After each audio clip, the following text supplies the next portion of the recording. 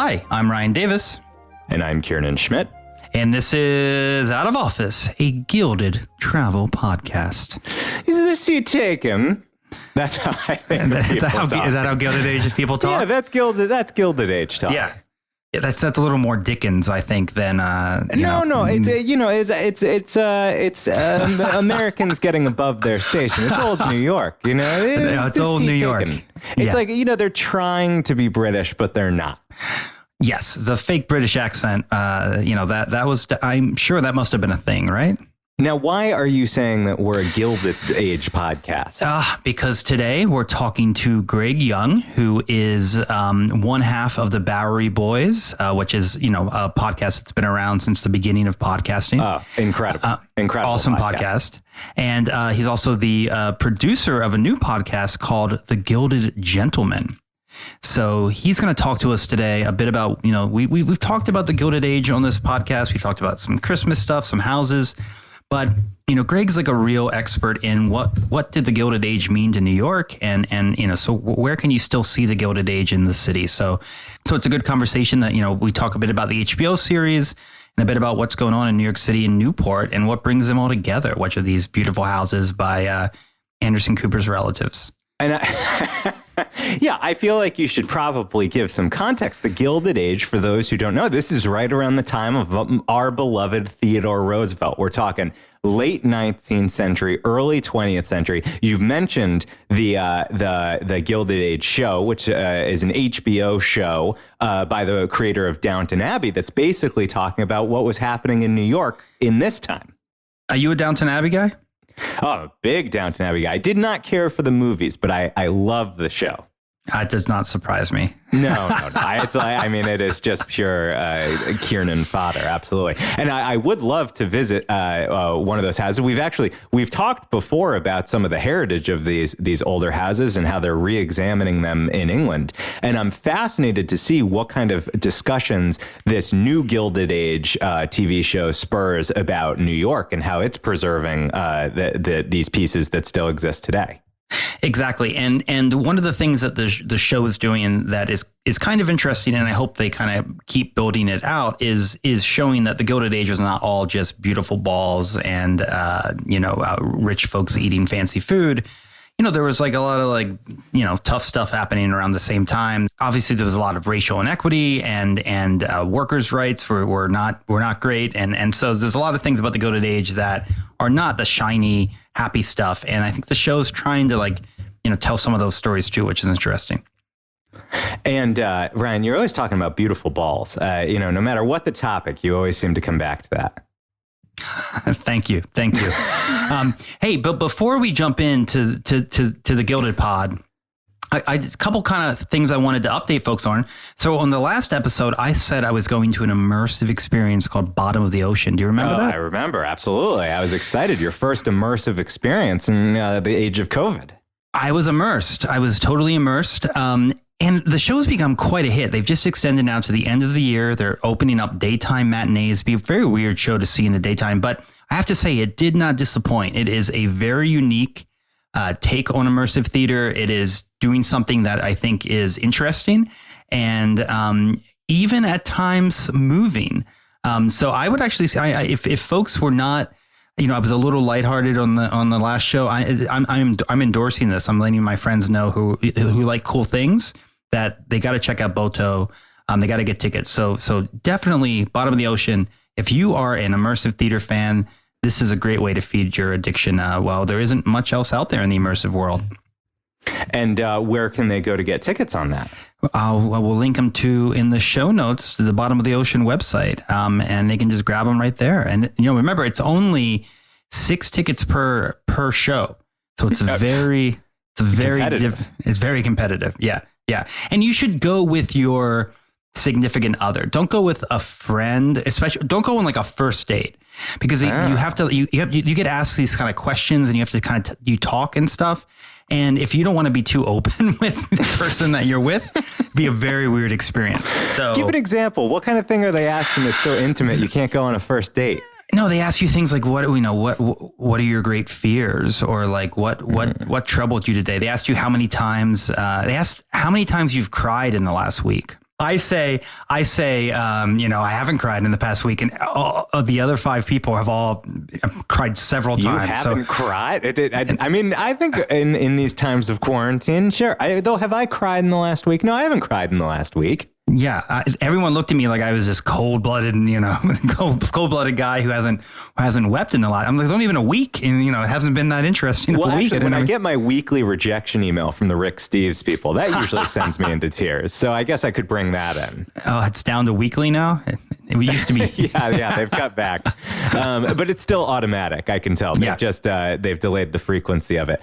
All right. Well, that's a very positive review from you, and you are a critic who I trust when it comes to immersive experiences. Thank you. And now, Ryan, I know we've got to get to the interview because it's a substantive one. When you're talking to one of the Bowery Boys, it's going to have a lot of information in it. But I did want to also ask you, you've been back to Mexico City. How's that? And is there anything you want to share with those who follow your travels? Yeah, I just spent a couple weeks in Mexico City, working from Mexico City. It was good fun. I went to see a production of Joseph and the Amazing Technicolor Dreamcoat.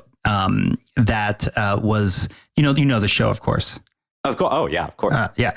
So the winner of like the Mexican version of American Idol from like a decade ago played Joseph, which is super appropriate. That's who should always play Joseph in my mind, the winners of those shows.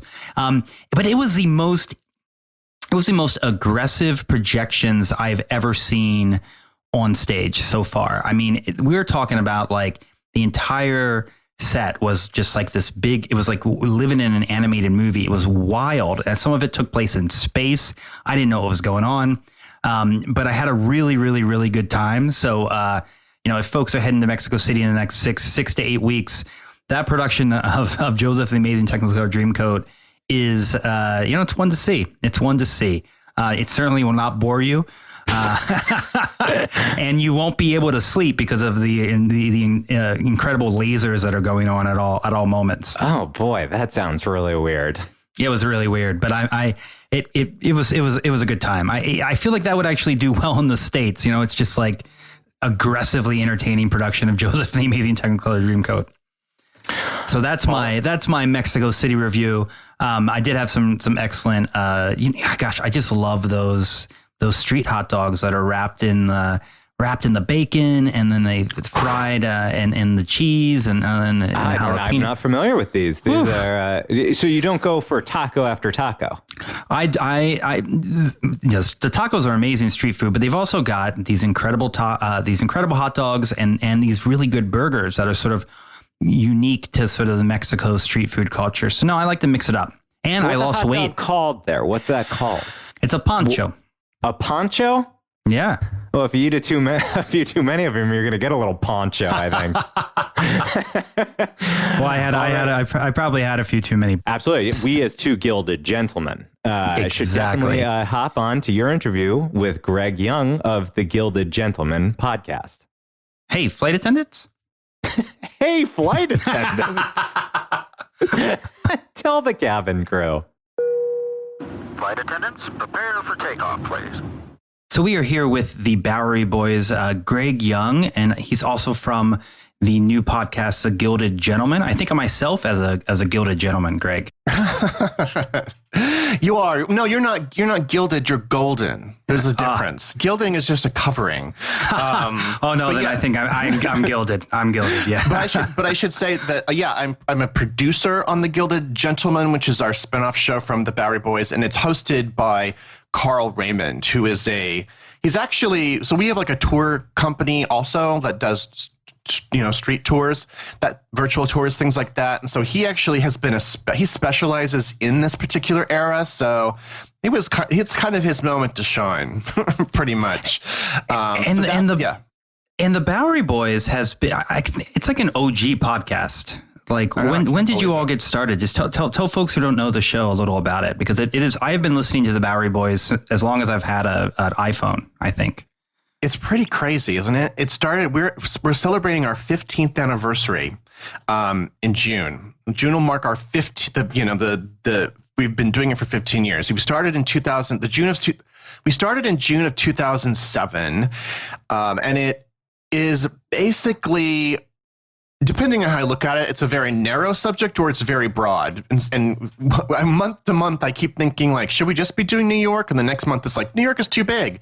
So it's basically, New York City history, 400 years of New York City history. And we cover really, all aspects. We've done the original Lenape, who used to live here. The last show was Louis Armstrong, which that show takes place mostly in like the 1960s. So it's really kind of a broad swath of different kind of stories. It's an excuse just to tell stories, basically, that are historical tales, but are things that you might interact with in your life if you live in New York, if you walk by a building and you might have thought, like, where did this building come from? Well, hopefully we have an episode on that. We have over 380 episodes now. So we've got a lot of things covered, but believe it or not, there's many more places in history that we've yet even begun to talk about.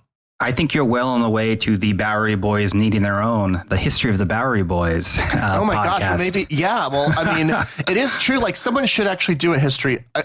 Is there a podcast on the history of podcasts? That would be very. It's too meta for me. Yeah. It's probably pretty niche. We might be like a mention or an episode of that. But yeah, so it's been a pretty crazy journey, and now we've tried a spin-off before.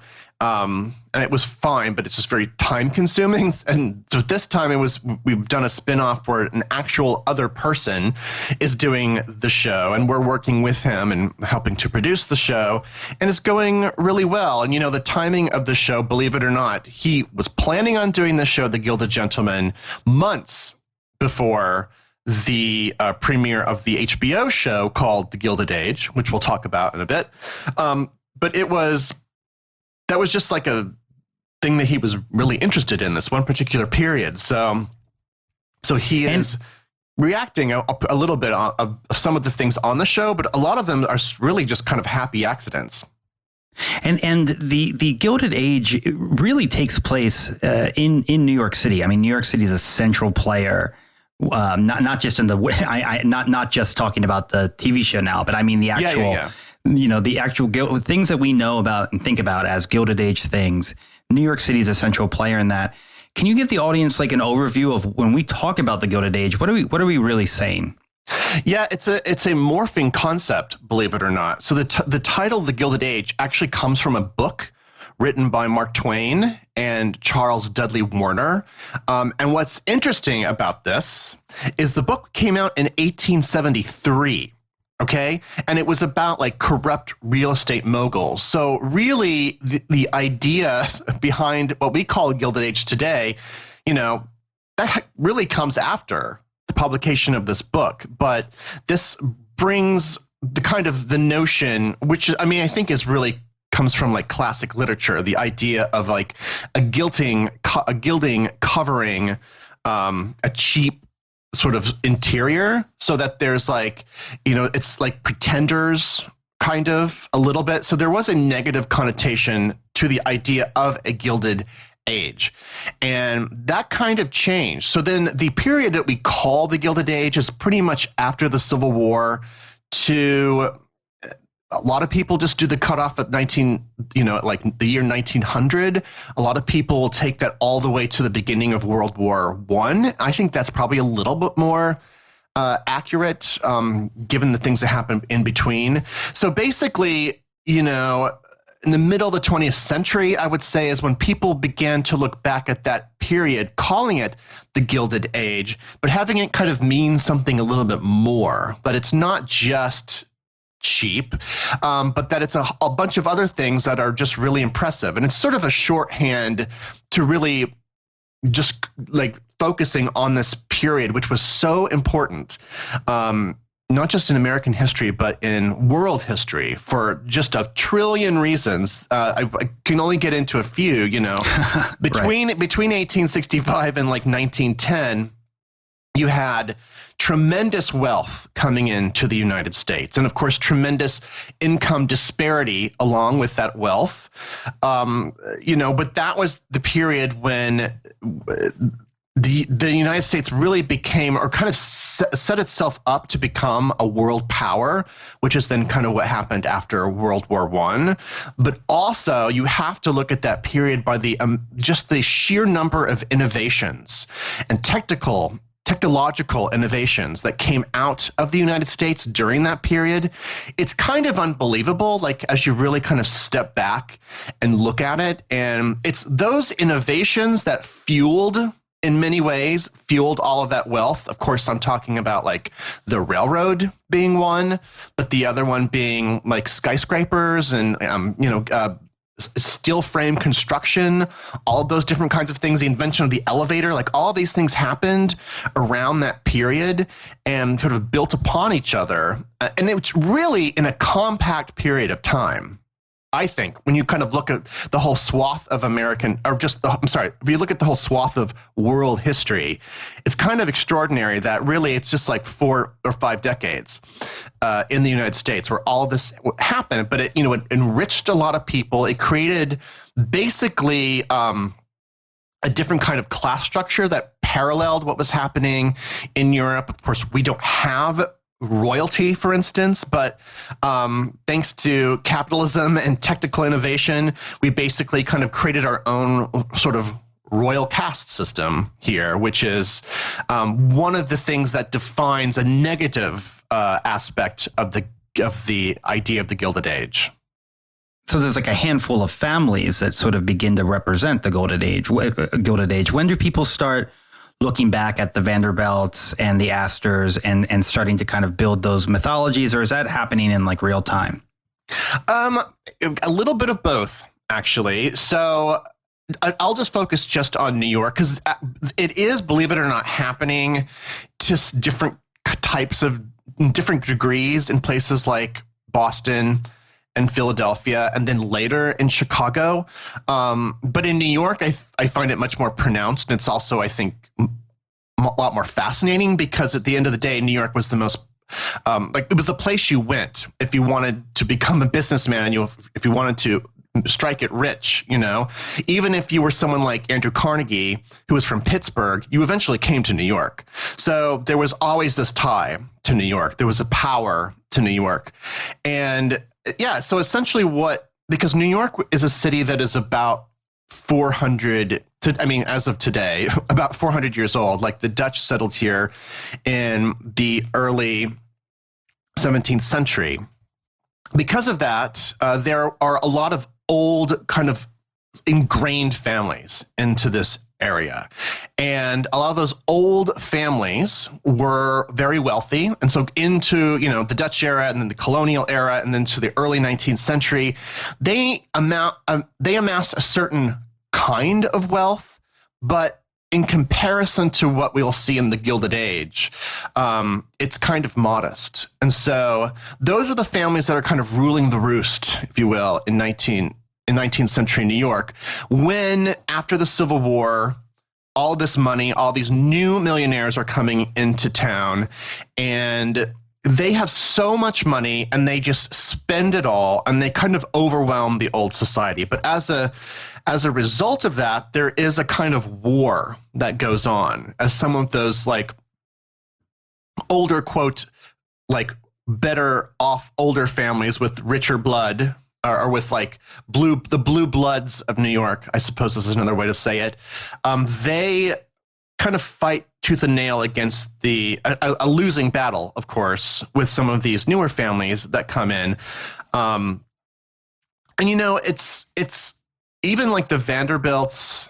The Vanderbilts are like kind of a new family. They are from Staten Island. And right. the wealth comes from Staten Island, but they make their money basically in the mid-19th century. So that's kind of considered, quote, new compared to some of these like Van Rensselaers, Schermerhorns, Stuyvesants, all those types of old families. So, and that's one of the big dramas in the HBO series is this family that I think represents the Vanderbilts in a way, or maybe Carnegie. I can't tell, but this new family sort of is trying to, become the kings and queens of New York and the social scene. I think you're talking about the Russells. Carrie Coon. I am.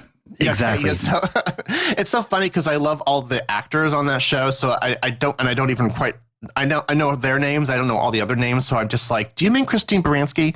Anyway, yes, the Carrie Coons and her husband, they are the Russells, and they are kind of an amalgam of a few. But yes, they kind of are the stand-in for the Vanderbilts, and also there's a little bit of Jay Gould in that also in terms of just the ruthlessness, although Cornelius Vanderbilt was pretty ruthless also.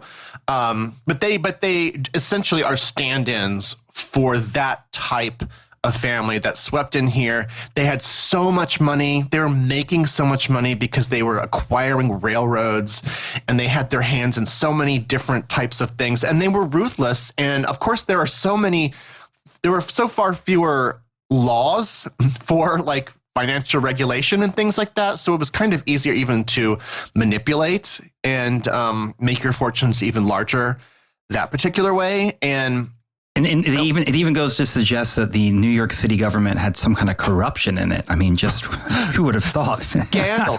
Well, that is actually another big thread that kind of goes through all of politics in the late 19th century, because if you just step way back and you just look at the United States during that period, during that Reconstruction period, that really is like a severe era of political hardship for just the country overall. But because you kind of had all these people making money hand over fist, so they could really manipulate politics to their own ends, and they did. In New York, I would even say, is probably at its most influential ever in American history in terms of the political, the sort of American political system, because again, all these people were pouring into New York. They had all the money. They had every reason to want to control the levers of politics. And so you had a lot of major power brokers in New York. In fact, just to reference the show again, they do make reference a lot to this place called the Fifth Avenue Hotel, which was at Fifth Avenue and 23rd Street, and is considered to be kind of a place where at least one or two, if not three, presidents were basically kind of schemed or sort of engineered in the hallways of the Fifth Avenue because of all of these politicians, powerful politicians, a lot of New York politicians that were very powerful at this time. Again, it's all so that would have been like that would have been like cigars in the cloakroom kind of thing. Exactly. Yes. There was even this place called they called it the A-Man Corner because it's sort of where politicians would gather and pat each other on the back and make clandestine deals and that type of thing. And that's even parallel to the kind of local politics, which was so corrupt, of course, because this is the 1870s, for instance, is the era of Boss Tweed. And so so Boss Tweed was sort of taken down. He was the head of this massive system of graft and bribery, but even with him gone, it was still present, into the 20th century, and then it continues to evolve into other things today. But that's all the kind of backdrop of how these people could get so much money and so much influence during this period. I mean, so that you see why New York is so fascinating, especially as the focal point of discussing the Gilded Age. So when you're looking at some of the houses that still survive, you've got George Vanderbilt's house on 52nd Street and Fifth Avenue. The Morton Plant House is also on Fifth Avenue. So Fifth Avenue was that sort of the heart of the old families or those main families? Yeah, Fifth Avenue has an incredible story. It's like its own timeline, if you want to look at it that way. So, like, to take this story back. Let me take you back to like the 1830s. So pretty much like when the city was developed as like a grid plan, they made like the blocks that were kind of in the middle of the island larger because they thought that there wouldn't be a lot of industry there. It would just be residential. So like the land along the waterfronts would be more valuable. But then what happened is New York started becoming like a very wealthy city on a certain level, not like Gilded Age level, but like pretty wealthy in the 1820s and 30s with the opening of the Erie Canal. So there was a sort of a small wealthy class, and this kind of the center of like where they lived was around Washington Square and Bond Street and all of that area. And so like what emanates out of Washington Square? But Fifth Avenue. That's where Fifth Avenue starts. So throughout the decades, like all the wealthy people like start like gravitating towards Fifth Avenue because it's in the heart, it's in the middle of the island. It's the furthest away from like the tenement districts or the waterfront districts, and you could really build grand houses. There was still at that in the mid 19th century there was still plenty of room to build houses, and so there's this kind of pull that goes up the island, as new rich families come in, or as the children of old rich families like want their own houses. One very significant pull was, in fact, the Astor's mansion on 34th Street and 5th Avenue, which when it was constructed at that time was seen as very far north. So because at that time society was further down, kind of around, again, Washington Square, that area. But at 34th, so that was kind of a new goal. Then so people keep building up Fifth Avenue. It keeps going higher. Then really by the time of the 1870s, 1880s, the Vanderbilts, the Astors, all of these families with a sick amount of wealth. We're now around the 50s. And so then then these massive, huge mansions by America's greatest architects started going up here. The Vanderbilts being perhaps the most notable because the houses are so big, and they are around the 50s here. The George Vanderbilt house is actually one of the smaller Vanderbilt houses, but I think it's the only one, or it's the only one in this area that exists. And there's another one right next to it. Greg, isn't there a story where the Vanderbilts build this massive mansion and Miss Astor walks in for the first time and realizes that her time as the head of society in New York has come to an end? Is that apocryphal? Like, have you heard that story before? Well, I don't think she would ever. I think it's a little apocryphal because I don't think she would have ever considered her time at an end. Ever.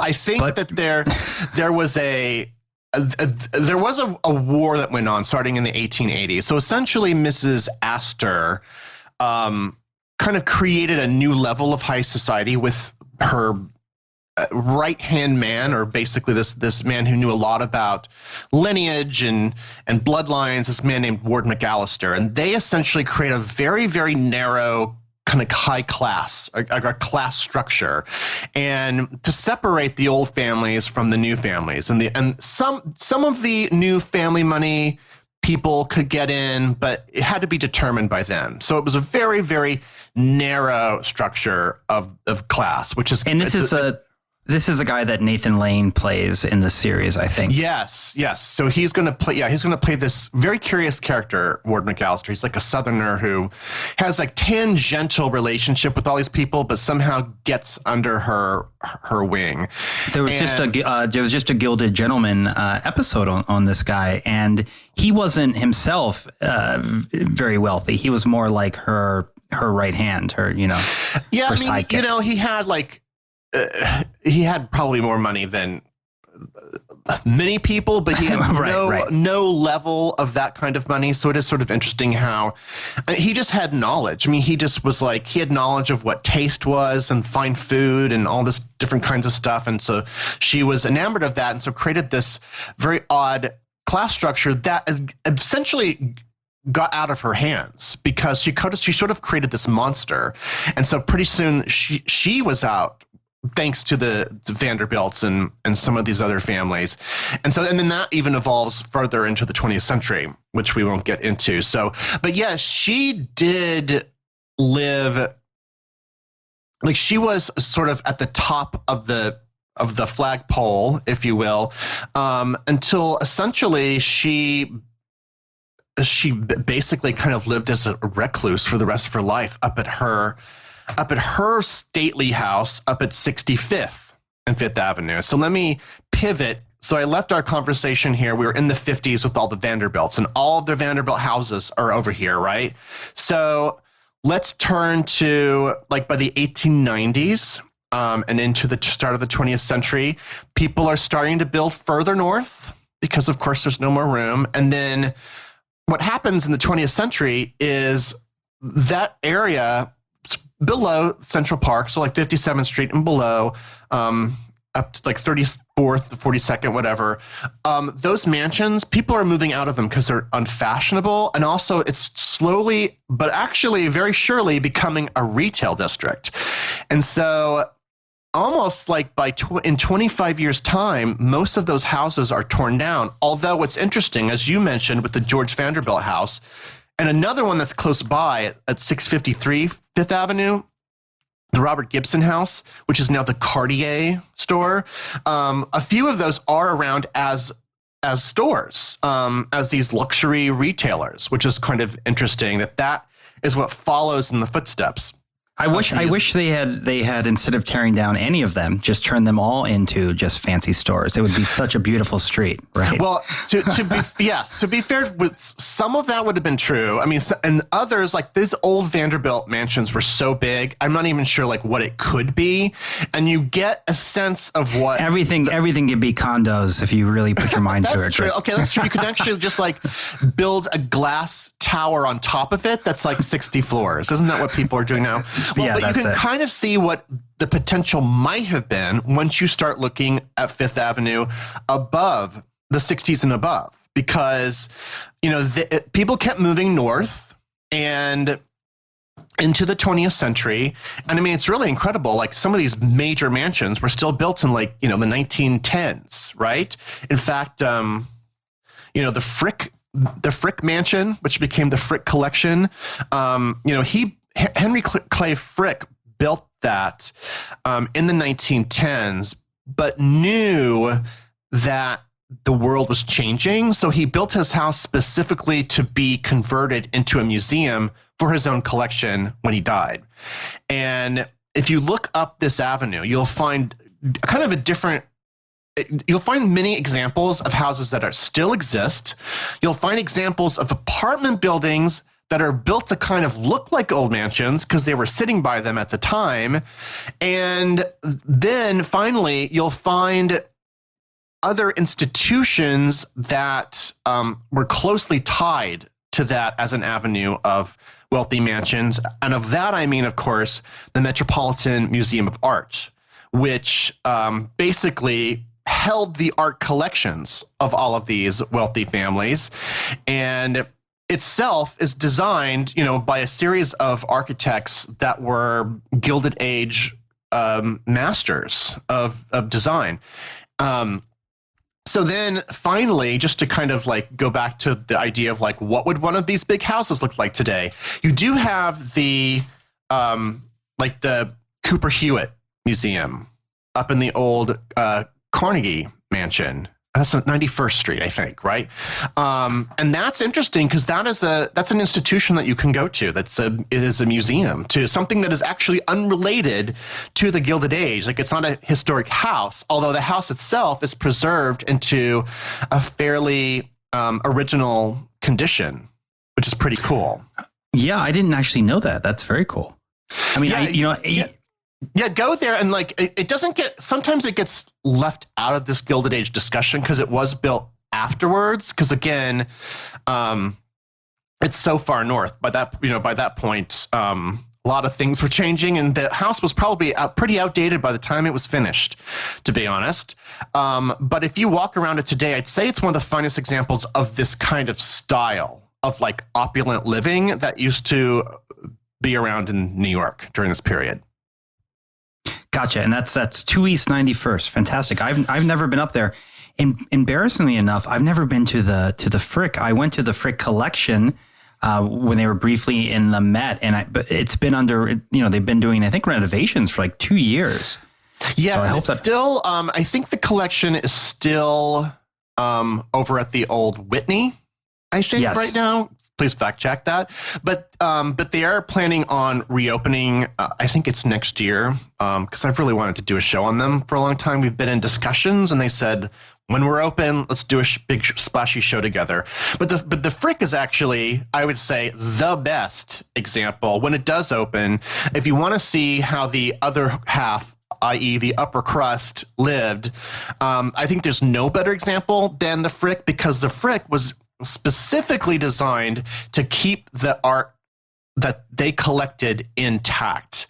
And in fact, when he died, his wife kept living in the house, even as it was being transitioned into a museum, which is pretty crazy, actually, if you think about it. But it is a fantastic place, and highly recommended when it does open again. Yeah, that's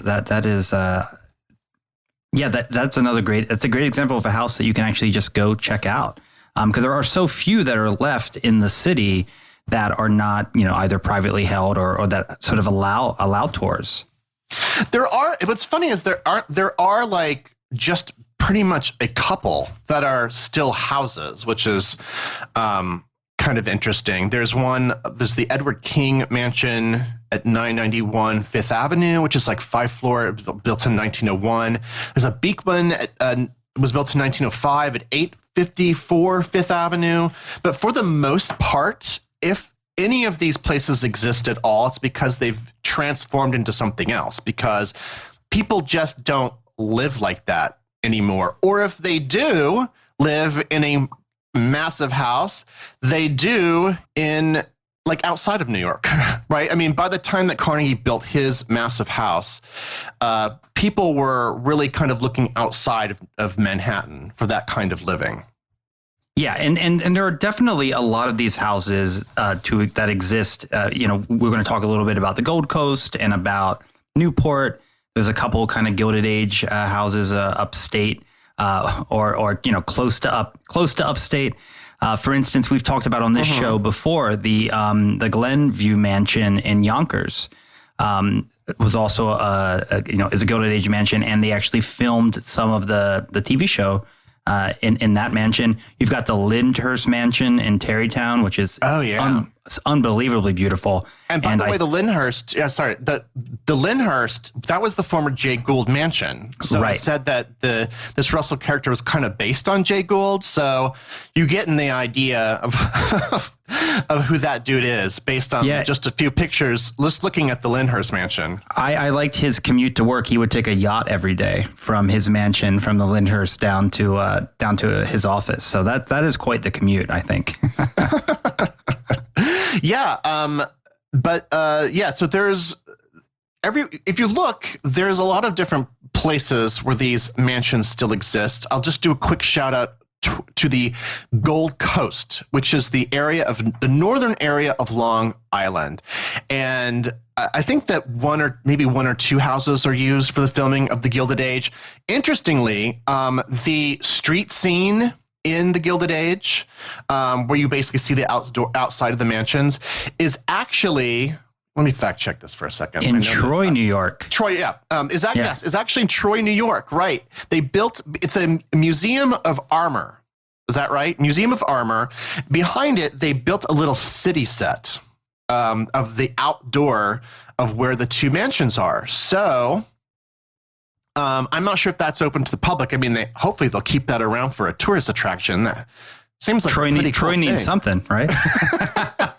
But Troy, so Troy, so that's kind of, that museum was also a grand house, and along the North Shore were a lot of old mansions that were also built around between like the 1890s and the 1920s. So it's a little bit of the period after the Gilded Age, but quite evocative depending on what houses you visit. I mean, imagine a Gilded Age mansion with a secret speakeasy cabinet, or like a room where there's a secret bar because it was illegal. So that's the twist. That's the 1920s twist that those Gold Coast mansions will give you if you go to the right one. And what was the connection between New York City and Newport? How did that happen? Why did that happen? Why was it such an important place for these very wealthy families to have summer homes and to vacation. Like, why Rhode Island? Yeah. Well, there, a lot of it just has to do with like things that get trendy. You know how anything gets trendy, you're like, why the hell is that trendy? I live in Bushwick, so I say that a lot, Greg. Oh, exactly. Prime example. No, I love Bushwick. I'm kidding. But it's interesting. Like before the 1840s, 1830s, if you're a wealthy family in New York, you wouldn't go to Rhode Island. You would build a house in like northern Manhattan, or you'd build a house in the Bronx, right? I mean, we still have so many great examples of large houses from the colonial and early 19th century era, like anything from like Gracie Mansion and things like that. Like you wouldn't go like too far, but you would for your summer residence or whatever. But then places like Saratoga, New York, became kind of a trendy spot for to go for the summer if you had a lot of money. Then what happens is around the 1850s, 1840s, I had this massive book on Newport architecture, because our next show that we're recording is going to be on Richard Morse Hunt, who's the big architect of that period. So I was trying to kind of suss out like when exactly this happened, and pretty much it's around 1840s and 1850s in Newport, and it's actually driven a lot by a lot of wealthy Southerners who are looking for kind of a northern place to summer because it got too hot in the South. So anyone who's been to Newport knows it is just breathtaking and it's beautiful. And believe it or not, Newport is actually a very old town. It's almost as old as New York. And it has a beautiful collection of colonial architecture. It has the country's oldest synagogue. So there's a lot of history already there, but it was sort of on a downturn by the 1840s. Then a lot of these Southern wealthy would sail up and they would stay there for the summer.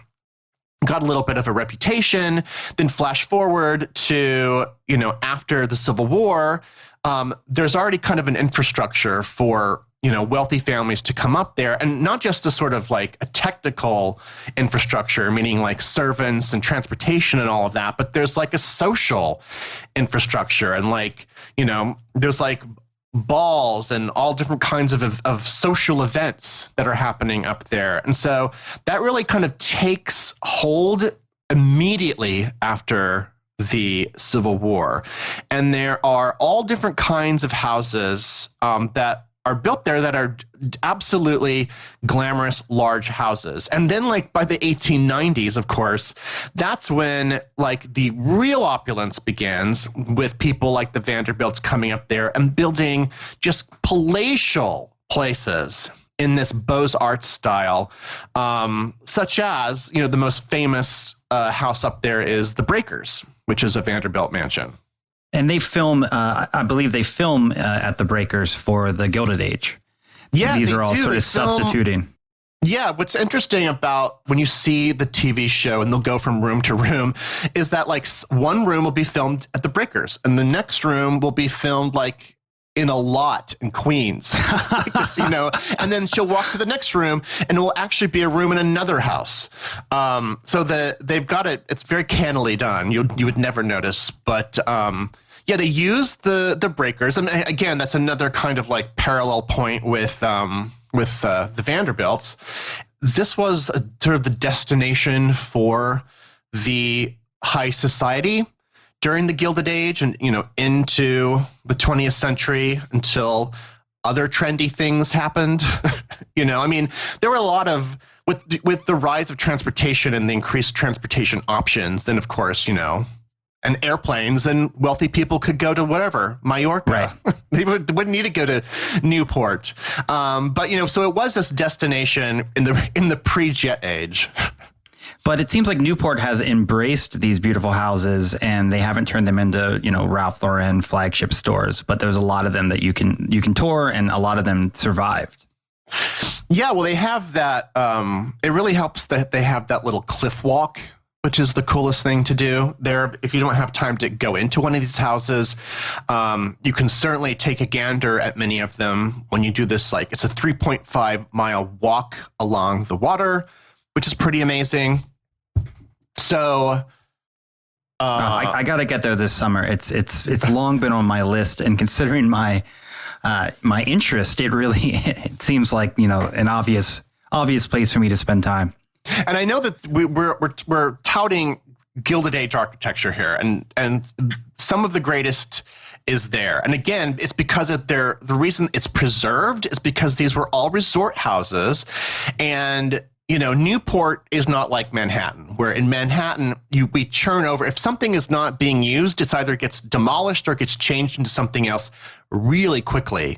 It's one of the reasons why the show had to film outside of New York City, because many of these houses are gone, many of the places, these original spaces were gone.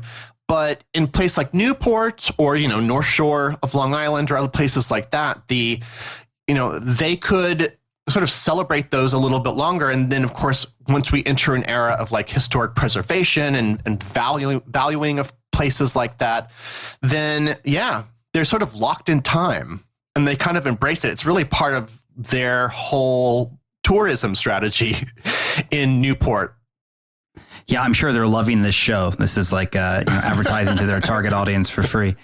So I was going to ask, sort of as we wrap up here, what would you want our listeners to take away with when they think about the Gilded Age, whether it be in New York or in Newport? Well, one thing is I don't want people to think that Gilded Age means Golden Age, right? So that is like a kind of mix up in your head. Right. And especially, I think you have to let the show grow. You can't really make a judgment call on this yet, but the Gilded Age isn't just a celebration of wealth, right? That there is a lot of other things happening. There's a great disparity. Jacob Riis wrote his book, How the Other Half Lives, which was about the tenement districts of New York. The city is going through so much immigration. So there is another side to this, and in many ways is a really tragic side and a dysfunctional side to the city. But on a positive note, again, looking at this one period, taking the title, The Gilded Age, and just looking at this handful of decades and realizing, wow, the light bulb got invented, the radio, the automobile, like all of these different things were invented, in the late 19th century. And it's really extraordinary to think of all of that innovation and how so much of our world today really traces its origin to that particular period. So I think the use of a TV show like The Gilded Age is then it can put all of that into perspective for you, like to understand, like, oh, well, how did electricity, what were the first circumstances for electricity, or what were the first circumstances for, like elevated railroads and things like that. And so that's why I think it can be really instructive to focus on this period. And again, what Carl does on his podcast, The Gilded Gentleman, is he pulls back even further. It's a lot New York, but it's also different areas as well, and provides really kind of interesting perspectives into, say, like his show next week is going to be about like the servant class of these houses, and really in nuts and bolts of like, how did you get a job there? Like, would you have liked your job there? What were your hours like? What were you paid? And it's so fun to kind of compare and contrast your own life, because obviously in many of those situations, it were poor conditions, but they also had certain kinds of freedom and certain kinds of safety in those houses. So it can be really fun to kind of compare your life to some of the situations that went on during that period. Speaking of servants, I wonder if we're going to get a Typhoid Mary plot line in the Gilded Age. Is the time work out for that, I wonder? She's a character. Here's the later thing, is that doesn't they can do whatever they want. Actually, do you remember the TV show The Nick? I 100%. Yeah, I do. I love the Nick. I think the Nick is too. And they actually did have Typhoid Mary, but they just said, they just said, screw it, we're just going to put her in our time period, even though she was technically a little bit outside of it. So she's like a little bit early 20th century, but there are other types of situations like Typhoid Mary from the Gilded Age that would make very intriguing pairings, I think. Yes, the whole disease medical situation during the Gilded Age is also kind of a fascinating story. Yeah, and if folks, I think the Nick was on Showtime or Cinemax. I'll make sure to link to it in the show notes. But it's a couple seasons, and it's a turn of the century medicine in New York. It's a really interesting show. I think it's all streaming now. I think so. What a everyone world! Should watch it. Everyone should watch it. I'm interested in seeing how the TV show kind of like broadens its scope a little bit, but it is exciting. It can feel like a vacation if you think about that. Many of these houses and many of these rooms that you see on the show are things that you can go visit. Yeah, and many of those actors are folks you can see on the stage because we need people to people to go see plays again, right? The show should win a Tony Award. It's got so many Broadway actors. That's what you get when you get Telsey casting. So it is fun. It's fun to see all those familiar faces. Well, they filmed the show during, in the summer of 2020 when Broadway wasn't on. So they must have taken advantage of that, I think. But yeah, that makes it fun just to go through and be like, oh, there's Audra McDonald. There's Deborah Monk. Exactly. The CEO Keenan Balger. You've got them all. Well, look, Greg, thank you so much for joining. I hope that you'll come back again. I know there's a million topics we could unpack here. More about New York. And folks can listen to the Bowery Boys or the Gilded Gentleman wherever they're listening to this fine podcast. Mm-hmm. Any other ways folks should get in touch with y'all? BoweryBoysHistory.com is our website.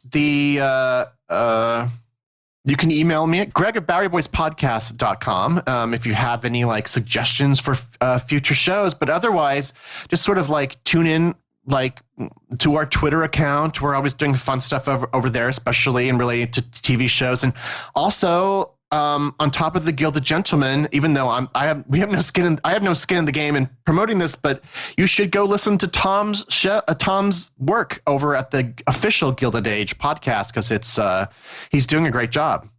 Yeah, the other half of the Bowery Boys doing a podcast on the Gilded Age HBO show. So we're linked to all that stuff in the show notes. Thank you, Greg. Thank you so much for coming on. And I think it's right now. It's time for the last stop. Ladies and gentlemen, this is the last stop on this train. Everyone, please leave the train. All right, Ryan, we're here in the last stop. And of course, want to thank our guest, Greg Young from the Bowery Boys podcast, which we, if you're not familiar with that podcast, absolutely go give it a listen. And also subscribe to the Gilded Gentleman, because certainly my appetite was whetted out of that conversation, Ryan. Yeah, no, it is very timely to have a show like The Gilded Gentleman come out when so many people are talking about the Gilded Age. So, definitely one to listen to. All right. Well, we are here in the last stop. This is the final segment of the show, the last segment of the show, thus the name The Last Stop. It's your favorite segment. It's my favorite segment. It's popularly known as the People segment. And it's a moment of meditation and rest. It's where, Ryan, you and I come together and we share with our audience. We share of ourselves and of our experience because we each bring one thing, a single thing. It could be anything. It could be a piece of gear. It could be a memory. It could be a vision. It could be a dream. It could be a plan. It could be a great article. Anything that fed the spirit of wanderlust within us, even during the workaday week. And so, Ryan, I have to ask you, as I ask you every episode, did you bring a last stop this week? I did bring a last stop this week. We just spent the last hour or so talking about some of these incredibly beautiful mansions in New York City and in Newport. But Greg did mention, and we talked a bit about how there was a lot of poverty during this time, during the Gilded Age. And one of the museums in New York that has a really unique way to sort of understand what that period was like is the Tenement Museum. Have you been there, Kiernan? I haven't. You've told me about it extensively, and I am sad to say that I haven't. It is now reopened. It was closed for almost a year because of COVID, but it's reopened. And they have different buildings that represent different times in the immigrant experience in New York. And there's one specific tour called Hard Times 1880s that is really relevant to the conversation we had today. We talked a little bit today about How the Other Half Lives, that famous photo book that came out that sort of showed these rich New Yorkers like what was happening way downtown. How the other half lives. Do you know that? From Thoroughly Modern Millie, everybody. Wow. Okay. But this tour, the Hard Time 1880s tour is a really, after you've gone to the Frick and you've towards the Cooper Hewitt mansion and these things, to be able to kind of go down and understand what immigrants were experiencing in the city around the same time that these folks with amazing wealth were playing their games, I think is just a good way to bounce it out. And it's a really interesting museum with quite a few other tours. But this one, I think, really fits into the conversation today. Very nice. Yeah. So do you have a last stop, Kiernan? I do have a last stop, and it's related to the Gilded Age. So, of course, in the interview, we were talking a lot about the Breakers. And I've spent quite a lot of time in Newport as a New England boy. So it's one of those places that you end up going on field trips to. And I've been with extracurricular groups. And I was just at the Breakers a couple years ago for a tour. And definitely the top mansion to tour, though some people frame their entire vacation in Newport just going mansion after mansion.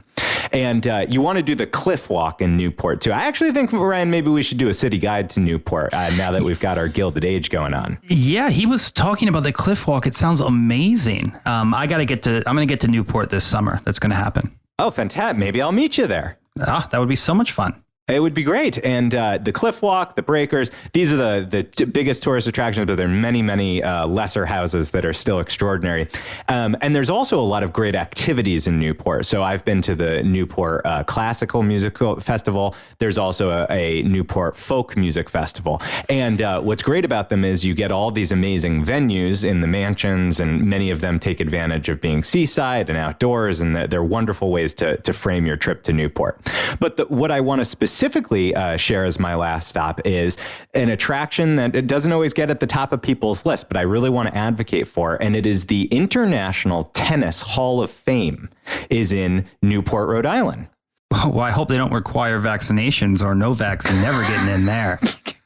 Oh, ripped straight from the headlines, these jokes. That'll really age well in 7 years. Well, and the International Tennis Hall of Fame is a quite extraordinary building, and they have a museum there that you can visit that gives you the history of tennis and lots of fun, interesting mementos, trophies, wardrobe, signage from famous matches over the years. I actually, just in preparing for the episode, came upon that they, in this time of COVID, have put on some really great online experiences for the museum. So particularly, I was taken, and we'll link to the show notes to some of these, but the Breaking Boundaries in Black Tennis is a really cool exhibit that they've put online. So you might want to check that out if you can't make it to Newport. But also you should go there to see the tennis. They actually have grass courts that they sell tickets to see championship matches on. So you can go to the website and find when people are playing, and many a July day you get tickets and go out and enjoy it there. And my brother's accounting firm did the accounting for the Newport Classic Music Festival, which is why I've gone to it before. And once we went to a match at the International Hall of Fame, and I was a child and I had all these hives for some reason. And so my parents were like, all right, we'll stop off at a CVS, get you some Benadryl before we go watch the tennis. And they told me to just take a little sip, and I gulped like half the bottle. So I have very fond memories of being like passed out with like visions of tennis sort of going in and out of my mind at this very classy Gilded Age feeling place, the International Tennis Hall of Fame. I just Googled Gilded Age tennis, and it is hilarious to watch all these women playing tennis in these massive Victorian like gowns. We got to put some of these pictures on the old Instagram. Yeah, it's great. It's one of those great quirky little museums that I'm such a fan of. So put that on your Newport checklist, International Tennis Hall of Fame. So what are we talking about on the next episode, Kieran? Well, Ryan, you and I, we've long been visitors to our nation's capital, Washington, D.C. And so next time we're going to launch a series. We're still working out whether this is going to be a 2 or 3 part series of our dives into visiting Washington, D.C. I think D.C. is a very underrated town for a lot of reasons. So I'm excited to get folks excited about visiting our nation's capital, especially while Democrats control it for the next 16 months. Every minute is precious. And I'm working on a great interview with an author of a guidebook called Secret Washington, D.C. So I hope to get her in to tell us not only our favorite off the beaten path places, but also hers, where she dove really deep into the hidden history of the city. Well, I love that. Until then, I'm Ryan Davis. And I'm Kiernan Schmidt. And this is Out of Office, your Gilded Travel Podcast. Is the seat taken? Do you play tennis? I just knocked one over to you, Ryan.